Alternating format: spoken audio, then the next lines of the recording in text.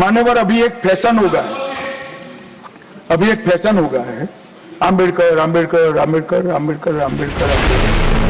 इतना नाम अगर भगवान का लेते हैं तो 7 जन्मों तक स्वर्ग में, अच्छी बात है ना। सुनिए तो, सुनिए ना, आप सुनिए ना, मैं बताता हूं।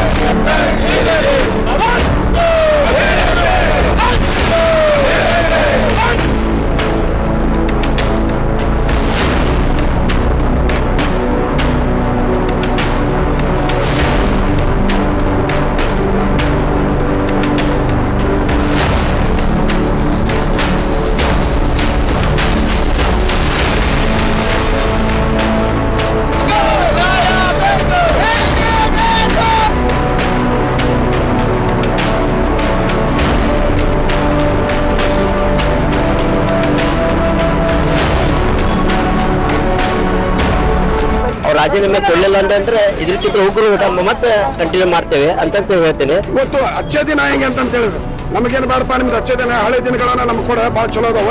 ಬಾಬಾ ಸಾಹೇಬ್ ಅಂಬೇಡ್ಕರ್ಗೆ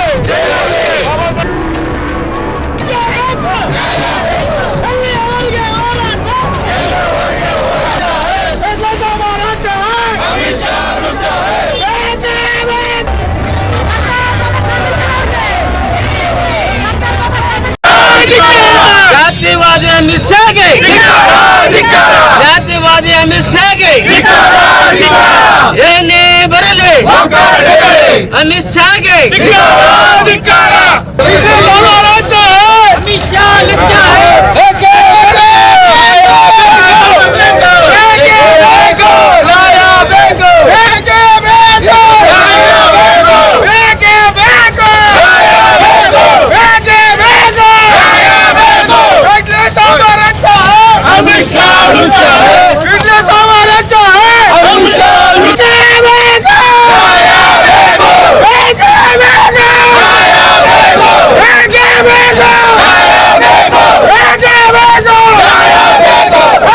ಸಂಸತ್ತಿನ ಅಧಿವೇಶನದಲ್ಲಿ ಬಾಬಾ ಸಾಹೇಬ್ ಅಂಬೇಡ್ಕರ್ ಬಗ್ಗೆ ಅವಹೇಳನಕಾರವಾಗಿ ಮಾತನಾಡಿದ ಅಮಿತ್ ಶಾ, ಇದು ಯಾವ ಮನಸ್ಥಿತಿ ಅಂದರೆ ಅವರು ಮನೋವಾದಿ ಮನಸ್ಥಿತಿ ಅಂತೇಳಿ ಇವತ್ತು ಸಂದರ್ಭದಲ್ಲಿ ತೋರಿಸ್ತಾ ಬರ್ತಿದೆ. ಯಾಕಂದ್ರೆ ಬಾಬಾ ಸಾಹೇಬ್ ಇವತ್ತು ಸಂವಿಧಾನ ಬರಲಿಲ್ಲ ಅಂದಿದ್ರೆ ಇವತ್ತು ಅವರು ಸಂಸದ ಆಗಕ್ಕೆ ಲಾಯಕ್ ಇರ್ತಿದ್ದಿಲ್ಲ, ಆಮೇಲೆ ಇವತ್ತು ಗೃಹ ಮಂತ್ರಿ ಆಗಕ್ಕೆ ಲಾಯಕ್ ಇರ್ತಿದ್ದಿಲ್ಲ. ಇವತ್ತು ಆಗಲ್ಲ ಬಾಬಾ ಸಾಹೇಬ್ ಅಂಬೇಡ್ಕರ್ ಅಂಬೇಡ್ಕರ್ ಅಂಬೇಡ್ಕರ್ ಅಂತೇಳಿ ದೇವ್ರ ಕಡೆ ಜಪ ಮಾಡಿದ್ರೆ ಅವ್ರಿಗೆ ಸ್ವರ್ಗ ಸಿಕ್ತಿದ್ದಂತ. ಇವತ್ತು ಅಮಿತ್ ಶಾ ಅವ್ರಿಗೆ ಯಾವ ಸ್ವರ್ಗ ಸಿಕ್ಕೈತಿ ನಮ್ಗನಿಗೆ ಗೊತ್ತಿಲ್ಲ, ಆ ಸ್ವರ್ಗ ಎಲ್ಲಿದೆ ಅವ್ರು ತೋರಿಸ್ಬೇಕು ಈ ಸಂದರ್ಭದಲ್ಲಿ ಅಂತ ಹೇಳಿದ.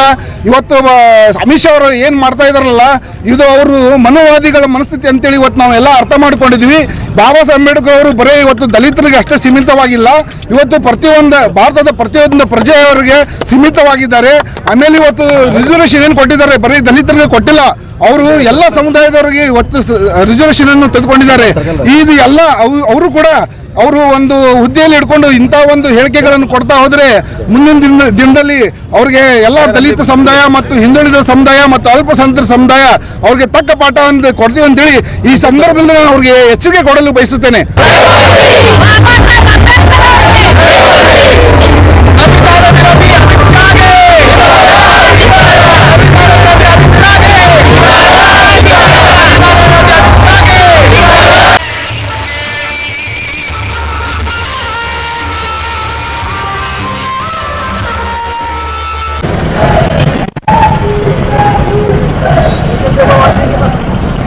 तकलीफ है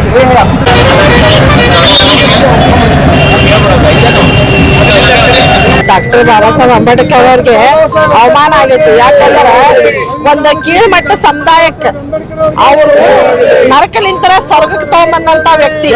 ಅವ್ರು ಒಂದು ನಡೆದಾಡು ದೇವ್ರಿದ್ದಂಗ. ನಮ್ಮ ಒಂದು ಜನಕ್ಕೆ SC ST ಜನ ಆಗ್ಲಿ ಯಾವ್ದೋ ಜನ ಆಗ್ಲಿ ನಾವು ಚಿಪ್ನ್ಯಾಗ ಚಾ ಕುಡಿಯೋಂತ ಪರಿಸ್ಥಿತಿ ಇತ್ತು. ಅಂತದ್ ಬೆಳ್ಳಿ ಲೋಟದಾಗ ಚಾ ಕುಡಿಯೋಂಗ್ ಮಾಡಿದ್ರು. ಎಲ್ಲದೊಳಗೂ ನಾವು ಭಾಗವಹಿಸುವಂಗ್ ಮಾಡಿ ಅವ್ರೊಂದು ದೇವ್ರು ನಮ್ಮ ಪಾಲಿಗೆ. ಅವ್ರಿಗೆ ಒಂದು ಅವಮಾನ ಆಗೈತೆ ಅಂದ್ರೆ ನಮ್ದೆಲ್ಲಾ ಸಮುದಾಯದವ್ರು SC ST ಆಗ್ಲಿ ಸಂಘ ಸಂಸ್ಥೆದವ್ರು ಎಲ್ಲರೂ ವಿರೋಧ ಮಾಡಿ ಅಮಿತ್ ಶಾ ಅವರು ಅವ್ರು ಅಂದಿದ್ದಕ್ಕೆ ಅವ್ರಿಗೆ ಅವಮಾನ ಮಾಡಿದ್ದಕ್ಕೆ ಅವರು ರಾಜೀನಾಮೆ ಕೊಡ್ಬೇಕಂತಂದೇಳಿ ಈ ದಿನ ನಾವು ಅವ್ರ ಬಗ್ಗೆ ಹೋರಾಟ ಮಾಡಾಕತ್ತೇವೆ ಅಂತ ಹೇಳಿ ನಾನು ಜೈ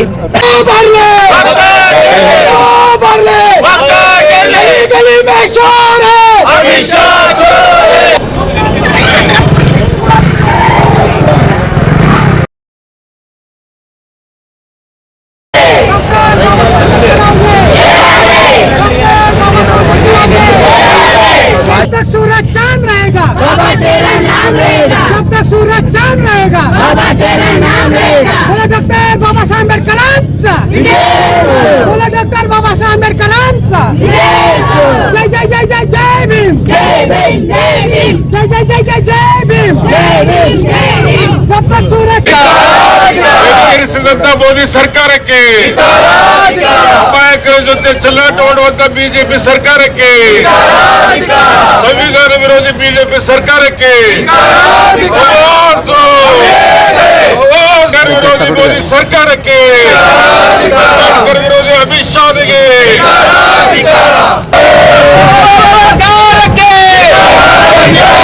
ಬಿಜೆಪಿ ಸರ್ಕಾರಕ್ಕೆ,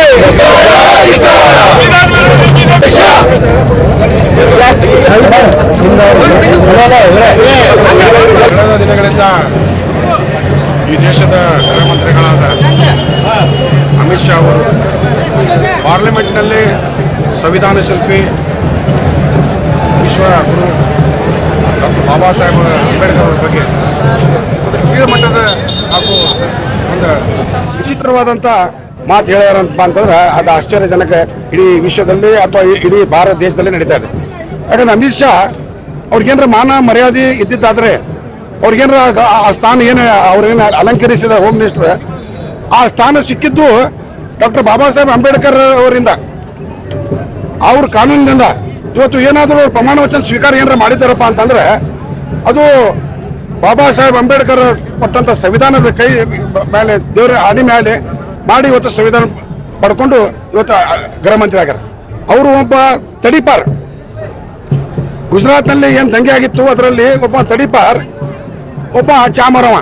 ಈ ಎರಡು ಮಂದಿ ಇವತ್ತು ದೇಶವನ್ನು ಆಡ್ತಾ ಇದ್ದಾರೆ.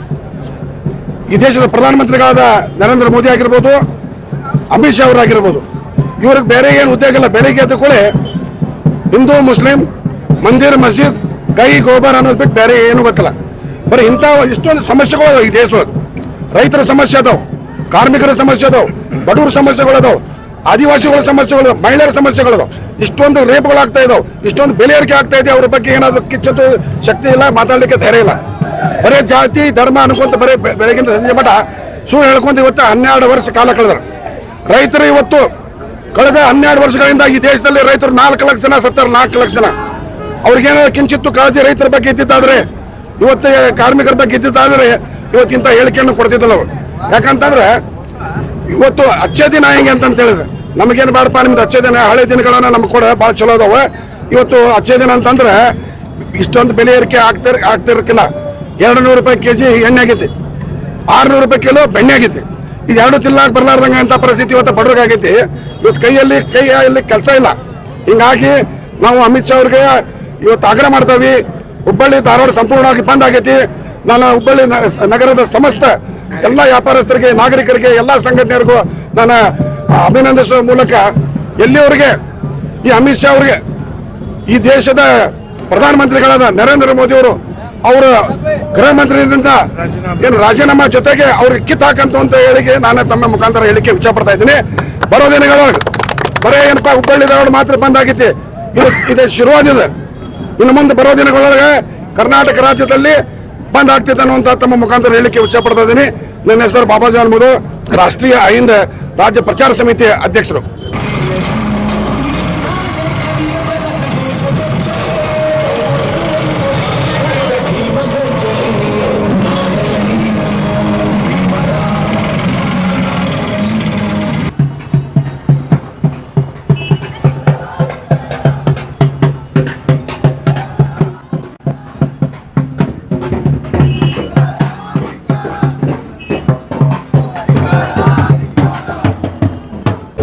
ಇವತ್ತಿನ ದಿವಸ ಡಾಕ್ಟರ್ ಬಾಬಾ ಸಾಹೇಬ್ ಅಂಬೇಡ್ಕರ್ ಬಗ್ಗೆ ಕೀಳ್ತನ ಮಾತಾಡ್ತಾರೆ. ಆ ಮಾತಾಡುವಂತ ಅಮಿತ್ ಶಾಗೆ ಅವನ ವಿರುದ್ಧವಾಗಿ ಇವತ್ತು ಪ್ರತಿಭಟನೆ ಮಾಡ್ಕೊಂಡೇವೆ. ಪ್ರತಿಭಟನೆಯಲ್ಲಿ ನಾವೆಲ್ಲ ಭಾಗವಹಿಸಿ ಅವ್ರ ರಾಜೀನಾಮೆ ಕೊಡ್ಬೇಕಂತ ಹೇಳ್ತೇವೆ. ಅವ್ರ ರಾಜೀನಾಮೆ ಕೊಡ್ಲಿಲ್ಲ ಅಂತಂದ್ರೆ ಇದ್ರಕ್ಕಿಂತ ಉಗ್ರ ಊಟ ಮತ್ತೆ ಕಂಟಿನ್ಯೂ ಮಾಡ್ತೇವೆ ಅಂತಂತ ಹೇಳ್ತೇನೆ. ಈಗ ಅಲ್ಪಸಂಖ್ಯಾತರ ವಿರುದ್ಧ ಅದಾರ, ಈಗ SC ST ವಿರುದ್ಧ ಅದಾರ. ಎಲ್ಲ ಹಂಗ ವಿರೋಧ ಮಾಡ್ಕೊಂಡು ಅವ್ರಿಗೆ ಏನು ಹೆಂಗ ಹೋಗ್ಬೇಕು ಸರ್ಕಾರ ಅಂತ ಅನ್ನೋದು ಗೊತ್ತಿಲ್ಲ. ಅವ್ರಿಗೆ ಒಂದು ಜವಾಬ್ದಾರಿ ಮನುಷ್ಯ ಒಂದು ಸಂವಿಧಾನದ ಬಗ್ಗೆ ನಿರ್ಲಕ್ಷ್ಯ ಆಗಿ ಮಾತಾಡ್ತಾರ ಅಂತಂದ್ರೆ ಅವಾಗ ತಕ್ಷಣ ಈ ರಾಜೀನಾಮೆ ಕೊಟ್ಟು ಹೋಗ್ಬೇಕಂತ ಹೇಳಿ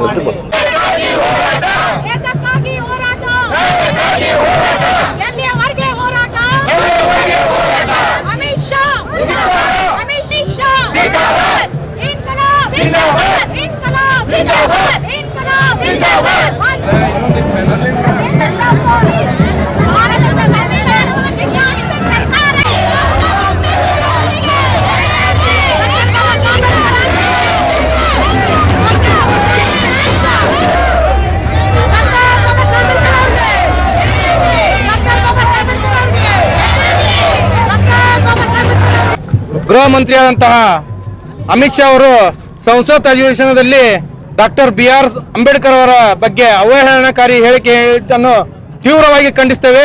ಯಾಕಂದ್ರೆ ಸಂವಿಧಾನದಿಂದ ಅವರು ಸಂಸದರಾಗಿದ್ದಾರೆ, ಸಂವಿಧಾನದಿಂದ ಅವರು ಗೃಹ ಮಂತ್ರಿ ಆಗಿದ್ದಾರೆ, ಸಂವಿಧಾನದಿಂದ ಆ ಕುರ್ಚಿಯಲ್ಲಿ ಕೂತಿದ್ದಾರೆ. ಅದನ್ನು ತಿಳ್ಕೊಂಡು ಅವರು ಡಾಕ್ಟರ್ BR ಅಂಬೇಡ್ಕರ್ ಅವರ ಬಗ್ಗೆ ಯೋಚನೆ ಮಾಡಿ ವಿಚಾರ ಮಾಡಿ ದೇಶದ ಇಡೀ ಜನತೆಗೆ ಬಹಳ ನೋವನ್ನು ಉಂಟು ಮಾಡಿದ್ದಾರೆ. ಆದ ಕಾರಣ ಕೇಂದ್ರ ಪ್ರಧಾನಮಂತ್ರಿ ಆದಂತಹ ನರೇಂದ್ರ ಮೋದಿ ಅವರಿಗೆ ಬೇಡಿಕೊಳ್ಳೋದೇನೆಂದರೆ ಕೂಡಲೇ ಅವರು ಗೃಹ ಮಂತ್ರಿಯಿಂದ ವಜಾಗೊಳಿಸಬೇಕೆಂದು ತಮ್ಮಲ್ಲಿ ವಿನಂತಿಸಿಕೊಳ್ತೇನೆ.